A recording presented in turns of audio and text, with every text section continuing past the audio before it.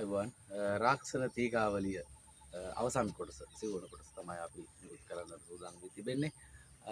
ඉතින් රාවණා මහරජතුමා එදා මේ දෙන්නට ලැබුණා පිටරට සිට ඉන්දියානු ಭಾರತයේ සිට පැමිණ ලක්ෂ්මන් හනුමා රාම කුමරු යන අයගෙන් යුද්ධයෙන් බැටකා.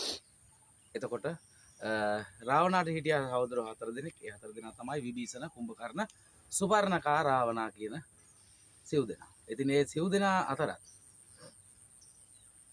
කෙලෙහිලිකම් පාවාදීම් සිදුවීම් තිබුණු නිසා රාජ්‍යයක් නොපිහිට, ඒ කියන්නේ රාජ්‍ය නැති තරමට, Tamanට රාජ්‍ය පවත්වාගෙන යන්න බැරි තරමට ශ්‍රී ලංකාවේ හෙළදීපය එදයින් අවසන් වෙනවා.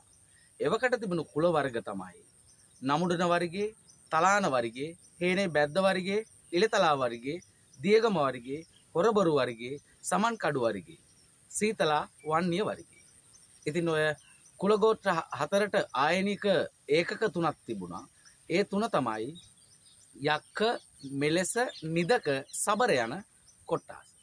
යක්ක ගෝත්‍රය, දේව ගෝත්‍රය, මනුස්ස කොට්ටාස. ඒකෙන් බෙදිච්ච කුවේණි නමුඩන වර්ගයේ යක්ක කුල ගෝත්‍රයේ කුවේණී විසින් විජය රජතුමා ශ්‍රී ලංකාව මහද්වීපයට පැමිණෙන්නටත් කුවේණීට දරුවන් දෙනෙක් හිටියා. තලාන වර්ගයේ ස්වාම්පුරුෂයෙක් සමග යුග ජීවිත ආරම්භලා දිසාලත් ජීවහත්තත් යන දූපුතුන් දෙදෙනත් රැක ආරක්ෂා කරගෙන හිටියත් විජය කුමාරයා ඉන්දියානුවෙන් පිටවහල් කර දිනේ සිට මේ ශ්‍රී ලංකාව විජේසිං, පරාක්‍රමසිං, බාහුසිං යන අය ශ්‍රී ලංකා මහද්වීපයට ආ දවසේ සිට තමයි සිං හෙළභාවයට පත් වෙන්නේ.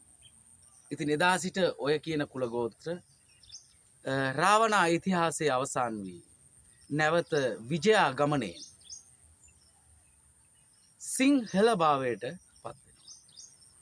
ඉතින් ඒ තිබුණු කුල ගෝත්‍ර සියලු දේ එදා ඒ අධිරජ ධර්මාශෝක මහරජතුමාගේ එකම දියණිය වූ සංඝමිත්තා මහරහතන් වහන්සේ විසින් ශ්‍රී ලංකා මහද්වීපයට එදා මන්නාරම් බලකොටුවට කුල 18ක් සමග ශ්‍රී ලංකාවට දෙවන පෑතිස් මහරජතුමාට ශ්‍රී ලංකා මහද්වීපයත් ජයශ්‍රී බෝ සමිඳුණු කුල 18ත් අලුතින් පාවරණය කරගෙන ඒ හෙළ බොදු කුල සිරිත සිව් හෙළේ බවට පත් කර.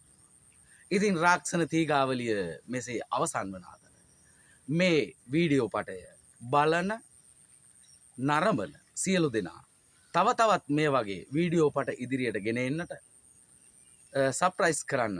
ඒ වගේම තමයි ලයික් බටන් එක ඔබලා කමෙන්ට් එකකුත් දාන්න පුළුවන් තරම් අපි ශ්‍රී ලංකා හෙළදීපය විතරක් නෙවෙයි ඈත අතීතයේ වසර ගණනාවකට ඉපැරණි වූ අතීතයේ නැවත ගෙනල්ලා දෙනවා. ඔබට ගෙනහැර දක්වනවා.